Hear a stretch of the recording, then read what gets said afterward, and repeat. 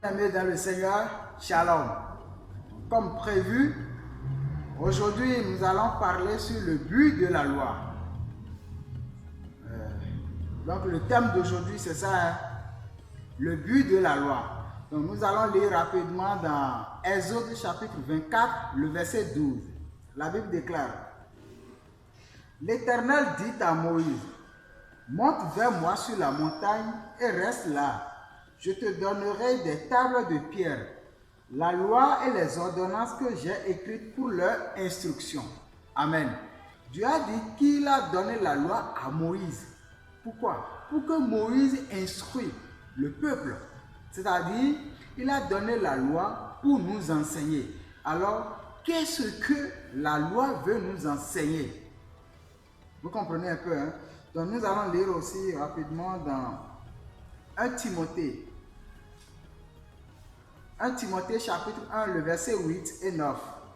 La Bible dit: Nous n'ignorons pas que la loi est bonne, pourvu qu'on en fasse un usage légitime, sachant bien que la loi n'est pas faite pour le juste, mais pour les méchants et les rebelles, les impies et les pécheurs.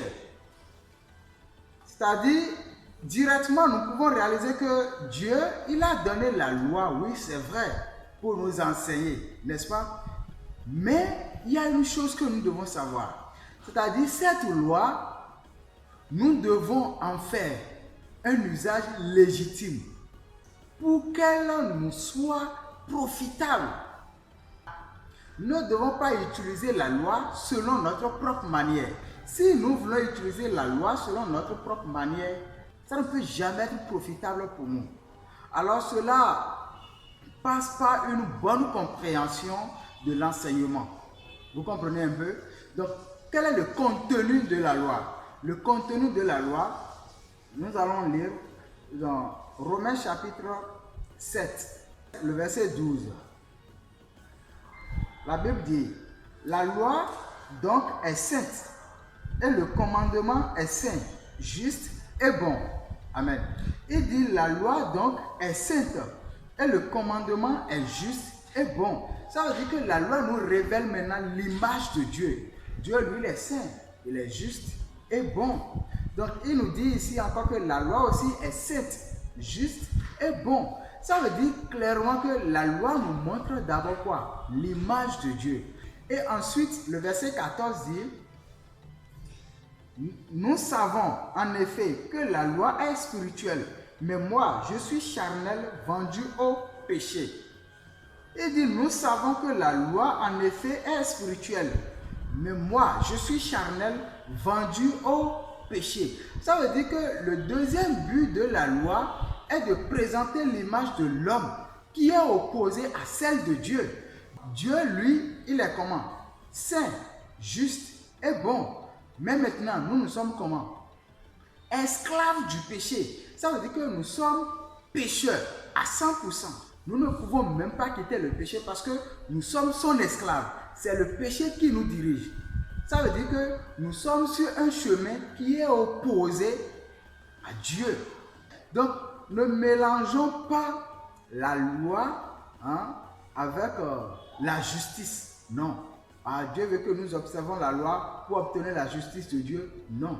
Premièrement, la loi nous a montré l'image de Dieu qui est saint, juste et bon. Et secondo, il nous montre encore notre propre image, que nous sommes comment? Nous sommes opposés à l'image de Dieu. C'est-à-dire, Dieu, lui, il est juste, mais nous sommes pécheurs. Alors, nous allons lire encore dans Romains chapitre 3, le verset 19 et 20. La Bible dit: Or, nous savons que tout ce que dit la loi, elle le dit à ceux qui sont sous la loi, afin que toute bouche soit fermée et que tout le monde soit reconnu coupable devant Dieu. Car nul ne sera justifié devant lui par les œuvres de la loi, puisque c'est par la loi que vient la connaissance du péché. Amen. Alors, la Bible nous montre déjà tout. La loi condamne quoi? L'homme à cause de son image. C'est-à-dire, ce dernier, si réellement il voit son image à travers la loi, il ne peut jamais avoir de l'argument devant Dieu. Il dit, or nous savons que tout ce que dit la loi, elle le dit à ceux qui sont sous la loi, afin que toute bouche soit fermée et que tout le monde soit reconnu coupable devant Dieu. Donc, ça veut dire que celui qui voit son image à travers la loi, cette personne doit fermer sa bouche. Il ne peut plus faire quoi que ce soit devant Dieu. Amen. Il ne peut rien faire. Il doit fermer sa bouche. Et le verset 20 dit, nul ne peut être juste devant Dieu parce qu'il a fait ce que la loi a demandé. Ça veut dire que tu peux observer la loi n'importe comment, avec toutes tes forces.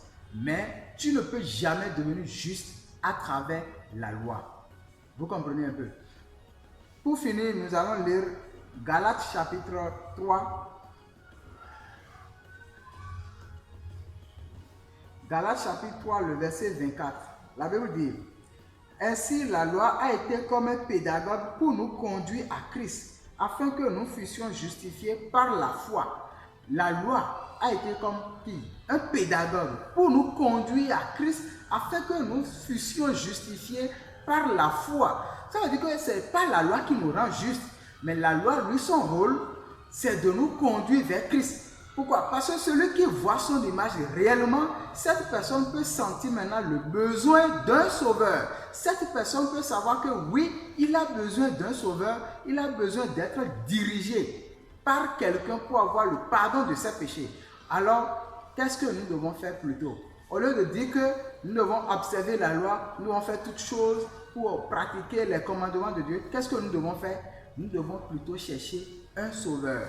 Si réellement nous découvrons qui nous sommes à travers la loi, nous devons chercher maintenant un sauveur.